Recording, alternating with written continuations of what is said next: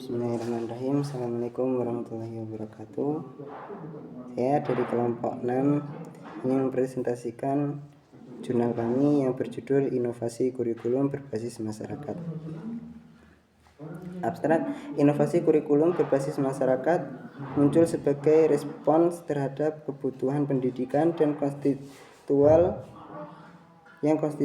dan partisipatif. Kurikulum ini menekankan kolaborasi antara lembaga pendidikan dan masyarakat untuk meningkatkan relevansi serta pemberdayaan sosial ekonomi. Latar belakang, sistem pendidikan nasional seringkali kurang sesuai dengan kebutuhan lokal. Kurikulum perlu disesuaikan dengan potensi daerah agar pembelajaran lebih bermakna dan aplikatif bagi masyarakat. Metode penelitian, rumusan masalah dan tujuan, bagaimana bentuk inovasi kurikulum berbasis masyarakat. Kedua, apa dampak terhadap kualitas pendidikan dan kemandirian masyarakat. Ketiga, tujuan, menganalisis bentuk inovasi dan dampak dalam konteks sosial, budaya, dan ekonomi lokal. Pengertian kurikulum berbasis masyarakat. Pengertian kurikulum berbasis masyarakat menetapkan masyarakat sebagai sumber belajar dan mitra aktif. Tujuannya agar pendidikan selaras dengan kebutuhan sosial, budaya, dan ekonomi daerah. Karakteristik utama.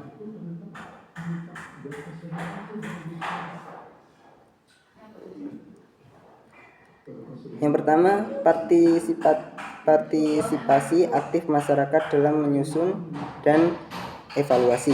Artinya, masyarakat termasuk orang tua, tokoh masyarakat, dan lembaga daerah ikut terlibat dalam merancang dan menilai program pendidikan. Tujuannya agar pendidikan benar-benar sesuai dengan nilai, budaya, dan kebutuhan daerah setempat. Yang kedua, kontekstual, isi pembelajaran sesuai dengan sosial kondisi lokal. Maksudnya, materi pembelajaran yang diajarkan kepada siswa itu sesuai dengan daerahnya masing-masing. Contohnya di daerah pesisir, maka siswa belajar tentang ekosistem laut, contoh tentang perikanan dan lain-lain. Yang kedua, di daerah pertanian, siswa belajar tentang pengelolaan hasil bumi.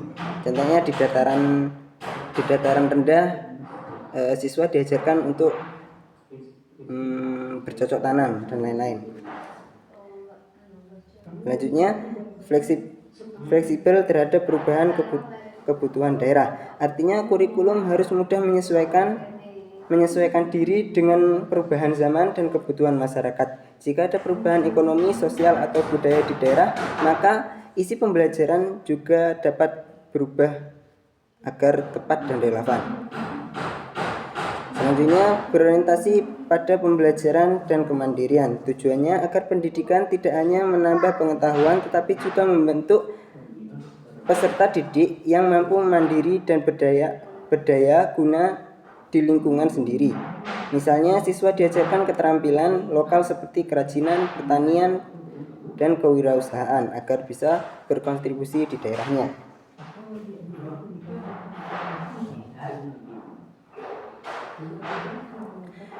Bentuk pengembangan kurikulum. Pengembangan kurikulum secara partisipatif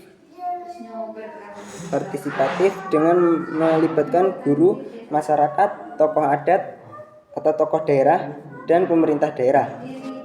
Fokusnya adalah pembentukan lokal, kearifan lokal, dan potensi ekonomi daerah. Kedua, para masyarakat dan implementasi. Masyarakat tidak hanya sebagai objek pendidikan, tetapi juga sumber aktif.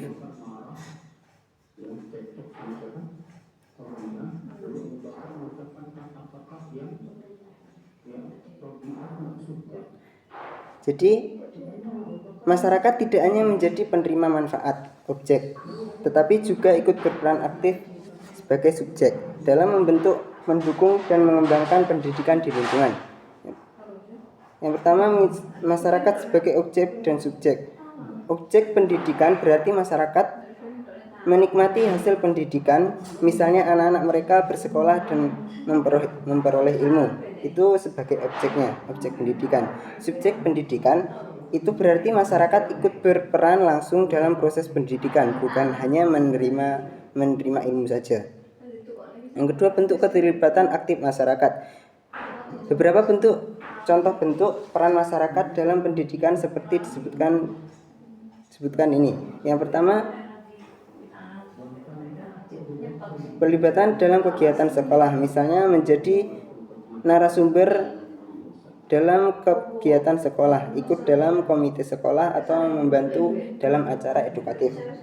Yang kedua, pendidikan sumber belajar lokal. Masyarakat bisa membentuk penyediaan tempat belajar, bahan ajaran dari lingkungan sekitar atau berbagai pengalaman yang relevan dengan pelajaran.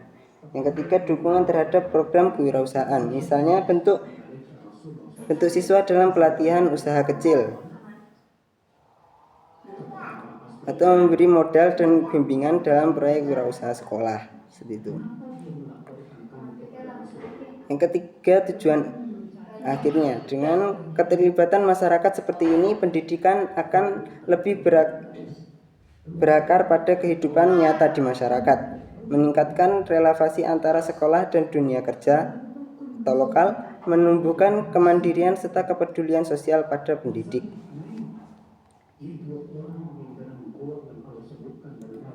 Hasil dan dampak.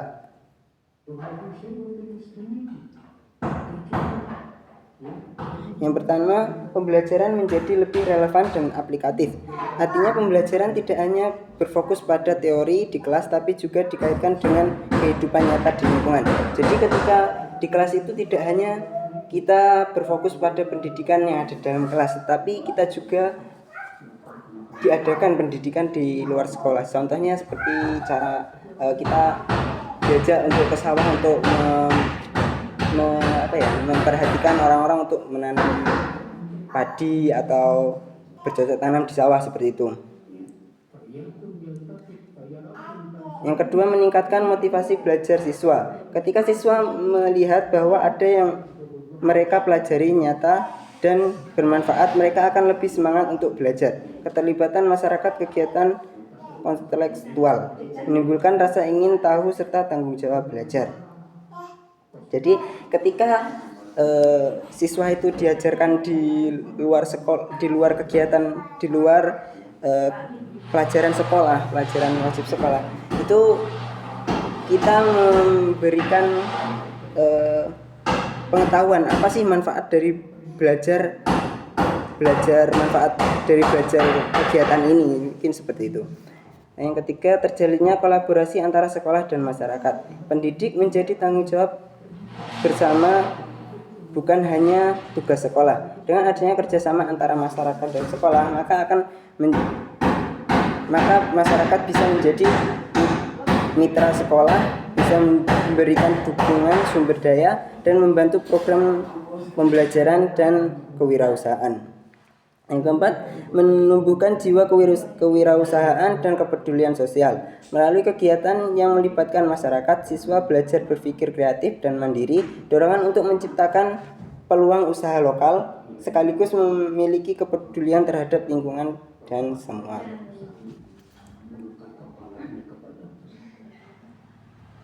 Tantangan dan kendala. Mungkin tantangan guru dalam merencanakan kurikulum adaptif masih terbatas. Yang kedua, kurangnya dukungan kebijakan pendidikan daerah, dikurangnya dukungan dari daerah tersebut, mungkin seperti itu. Yang ketiga, perbedaan kapasitas antara daerah dan perlibatan masyarakat. Kesimpulan dan rekomendasi, kurikulum berbasis masyarakat menjadi inovasi strategis dalam membangun pendidikan kontekstual dan berdaya saing rekomendasi. Yang kedua, tingkatkan pelatihan guru. Jadi meningkatkan pelatihan guru untuk mengembangkan kurikulum lokal. Yang ketiga, perkuat kebijakan partisipatif dan kolaboratif antar pemangku kepentingan. Mungkin cukup sekian presentasi dari kami, dari kelompok 6. Kurang lebihnya mohon dimaafkan, jika ada salah mohon dimaafkan. Bila taufik wal hidayah wa ridha wal inayah. Wassalamualaikum warahmatullahi wabarakatuh.